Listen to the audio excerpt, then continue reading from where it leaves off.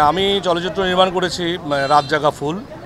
সেই চলচ্চিত্রের জন্য ন্যাশনাল অ্যাওয়ার্ড পেয়েছি। চলচ্চিত্র আসলে প্রতিদিন করার জিনিস না। আমি নিজেও একজন ভোটার, ভোট দিলাম। নবীন এবং প্রবীণ মিলিয়েই নির্বাচিত হবেন। তারা যাতে বাংলাদেশের চলচ্চিত্রকে বিশ্বের দ্বারে অতি চমৎকারভাবে ফুটিয়ে তুলতে পারে। সংস্কৃতি এবং দেশটা কেমন সেটা ফুটিয়ে তোলার জন্য প্রথম এবং সবচেয়ে সেরা মাধ্যম হচ্ছে চলচ্চিত্র। একটি নবীন ছেলে যে পরিশ্রম নিয়ে কাজ করবে, আমি আজকে 25 বছর পরে হয়তো তার মতো কাজ করতে পারবো না। এখন যেটা সুবাতাস বইছে, আমি মনে করি সেই সুবাতাস বওয়ার পিছনে আমার চলচ্চিত্র রাত জাগা ফুলের একটি ভূমিকা আছে। খুবই ভালো লাগছে পরিচালকদের, বাংলাদেশের চলচ্চিত্র এবং চলচ্চিত্র পরিচালকদের এই নির্বাচন অনেক গুরুত্বপূর্ণ আমি মনে করি, এবং আজকে ভোট দিতে এসে আমার খুবই ভালো লাগছে। এবং আমি নিজেও একজন ভোটার, ভোট দিলাম।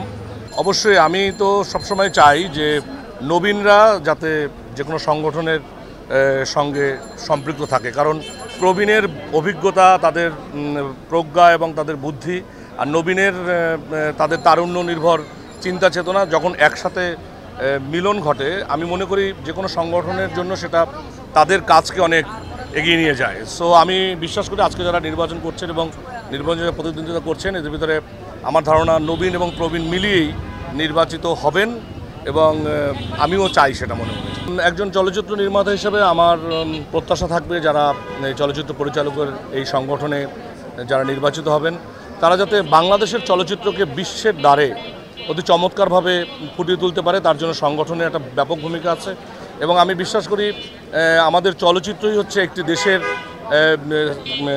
সংস্কৃতি এবং দেশটা কেমন সেটা ফুটিয়ে তোলার জন্য প্রথম এবং সবচেয়ে সেরা মাধ্যম হচ্ছে চলচ্চিত্র। তো সেই ক্ষেত্রে চলচ্চিত্র পরিচালক এবং চলচ্চিত্র পরিচালকদের যারা সংগঠনে যারা নির্বাচিত নেতা হবেন, তাদের কাছে প্রত্যাশা থাকবে তারা যাতে আমাদের দেশের এই সংস্কৃতি, আমাদের দেশের যে সংস্কৃতি যে চর্চাটা হচ্ছে চলচ্চিত্রের মাধ্যমে, সেটাকে যেন তারা ত্বরান্বিত করেন, এবং সুস্থ এবং সুন্দর বিনোদনমূলক চলচ্চিত্র যাতে আমরা প্রত্যাশা করতে পারি। বছরে আগে যেমন অনেক চলচ্চিত্র নির্মিত হতো, এখন কিন্তু সেই তুলনায় কম হচ্ছে। তো চলচ্চিত্র পরিচালকরা যদি সরকারের কাছে নানান রকমের আবদার করতে পারে, তারা যদি তাদের চাহিদা তারা প্রকাশ করতে পারে, আমার ধারণা সেটা চলচ্চিত্রের উন্নয়নের জন্য অনেক ভূমিকা রাখবে, এবং সেক্ষেত্রে চলচ্চিত্র পরিচালকদের সংগঠন এবং ব্যাপক ভূমিকা রাখবে বলে আমি বিশ্বাস করি। আমি চলচ্চিত্র নির্মাণ করেছি রাত জাগা ফুল। সেই চলচ্চিত্রের জন্য ন্যাশনাল অ্যাওয়ার্ড পেয়েছি, এবং আমি যখন সবচেয়ে কঠিন সময় চলচ্চিত্রের করোনাকালীন সময়ে আমি চলচ্চিত্র জন্য মুক্তির জন্য আমি কাজ করেছি, এবং 2021-এর 31শে ডিসেম্বর তখন ওমিক্রন ছিল, সেই ওমিক্রনের মধ্যেও আমি সেটা মানে মুক্তি দেওয়ার জন্য আমি মিছিলে ছিলাম।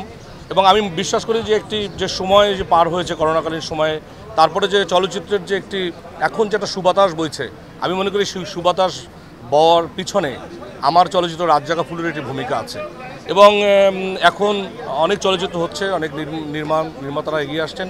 আমারও চলচ্চিত্র নির্মাণ করার যথেষ্ট ইচ্ছা এবং সাধনা আমি করি, এবং আমি স্ক্রিপ্ট রেডি করেছি, এবং ইনশাল্লাহ দ্বিতীয় চলচ্চিত্র, যদিও বলছেন যে সময় নিচ্ছি, কারণ চলচ্চিত্র আসলে সময় নিয়েই করতে হয়।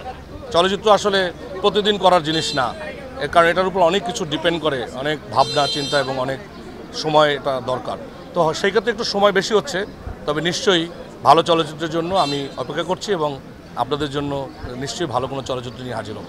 হ্যাঁ, আমি কাজ করছি, তবে সিরিয়াল করা হয়, মানে আমার 2-3টা সিরিয়াল এখন অন এয়ার চলছে বিভিন্ন চ্যানেলে, আর ঈদের জন্য কিছু কাজ আমার সামনে করছি। এবং হ্যাঁ, সেই অর্থে তুলনামূলক যে কাজের পরিধি এবং কাজের যে ব্যাপকতা সেটা একটু কম আছে, সার্বিকভাবেই সব কিছু মিলিয়ে কম আছে। তবে আমি চেষ্টা করছি যে মানে আসলে তো সময়ের সঙ্গে সঙ্গে সব কিছু পরিবর্তিত হয়। এখন একটি নবীন ছেলে যে পরিশ্রম নিয়ে কাজ করবে, আমি আজকে 25 বছর পরে হয়তো তার মতো কাজ করতে পারবো না। সেক্ষেত্রে আমি বিশ্বাস করি যে যেভাবে বলছি যে কিছু কাজ আমরা করার চেষ্টা করি যেটা ভালো এবং যেটা করে আনন্দ পাই, সেই ধরনের কাজ। তো সবসময় তো আনন্দের কাজ পাওয়া যায় না, তো যতটা পাওয়া যায় সেটাই করার চেষ্টা করছি। ঈদের জন্য কাজ করছি, নিজের প্রোডাকশন থেকে কাজ করছি, এবং ঈদে কিছু নাটক যাবে আমার।